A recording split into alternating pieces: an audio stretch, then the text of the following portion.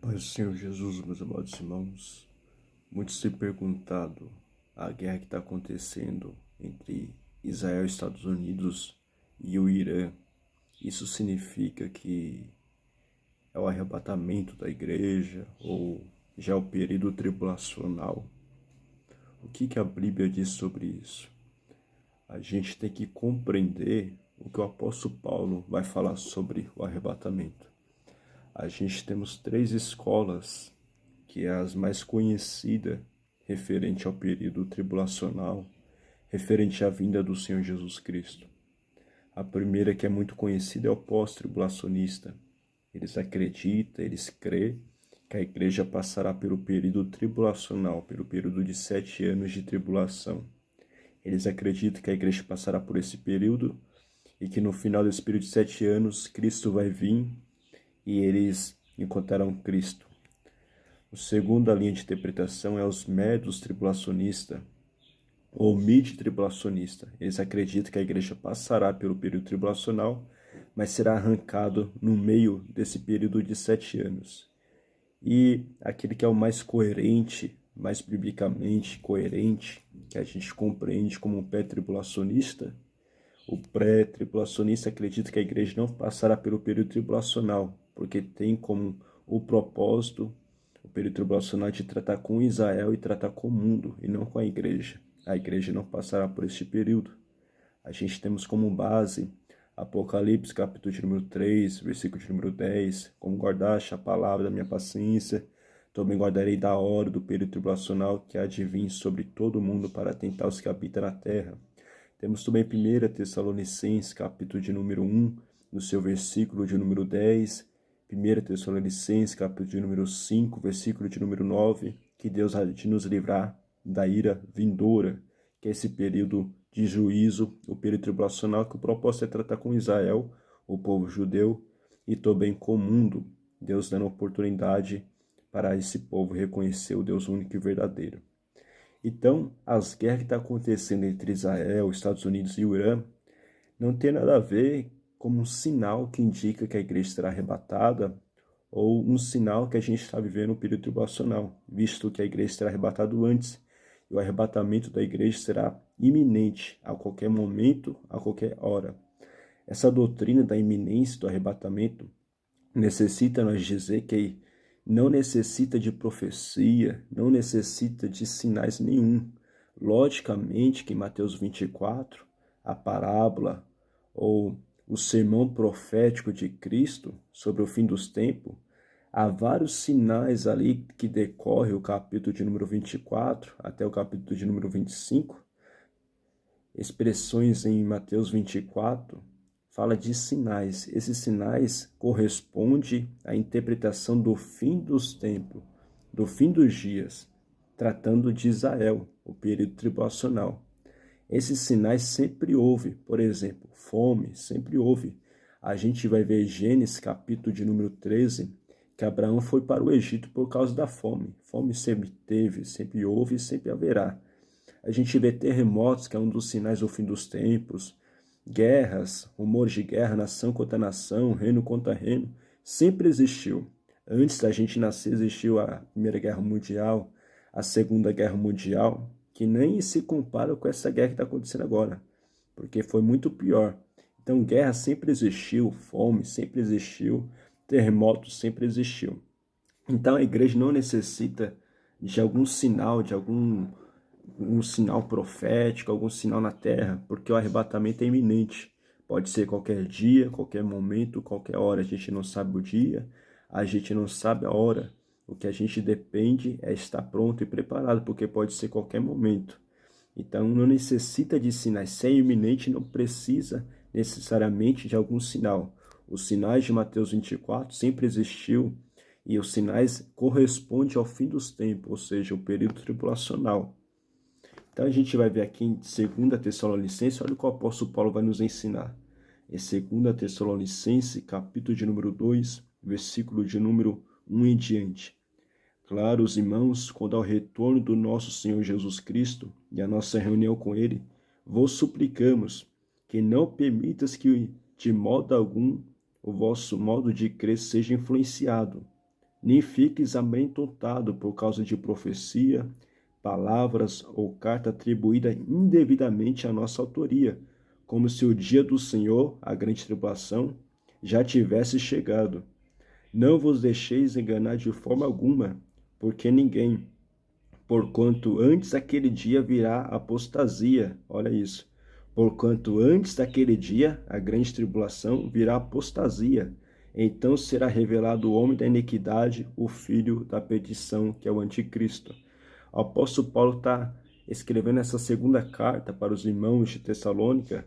A primeira carta a gente vê em 1 Tessalonicenses, capítulo de número 4, 15, 16, 17, que Paulo trata sobre o arrebatamento da igreja.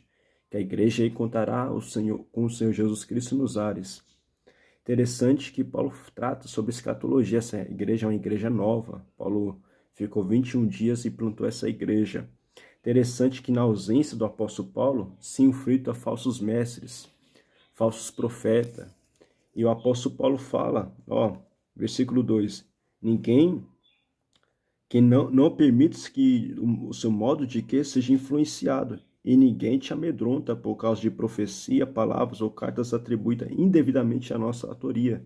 Ou seja, ou é profecias, ou cartas, ou palavras, dizendo que foi o apóstolo Paulo que escreveu, que o apóstolo Paulo que falou, que o dia do Senhor já era naquele momento, que a igreja de Tessalônica está vivendo um período tribulacional.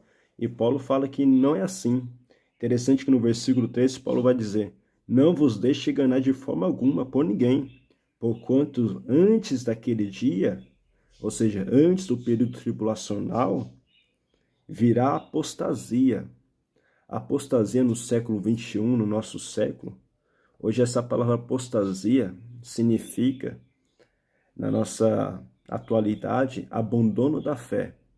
Apostasia no dia de hoje significa abandono da fé. Todavia, apostasia no grego koiné no século I significa saída ou partida. O que define a apostasia, se ela é boa ou se ela é má, é o que vem depois, ou seja, no seu contexto. Então, agora, na atualidade que a gente vivemos, apostasia significa abandono da fé, da verdadeira fé. Mas no século I, apostasia significava para os irmãos partida. Se a gente fazer uma pesquisa, se você fazer uma pesquisa aí, você vai compreender que as primeiras traduções dessa palavra apostasia não tinha essa palavra apostasia. Ela é nova, né? Ela é atual no nosso tempo moderno, no século XXI.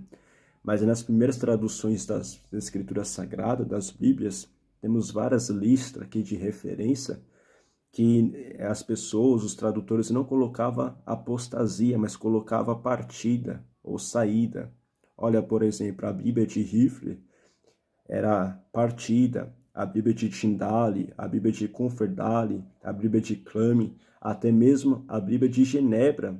Nas primeiras edições, as traduções de apostasia, eles colocavam partida.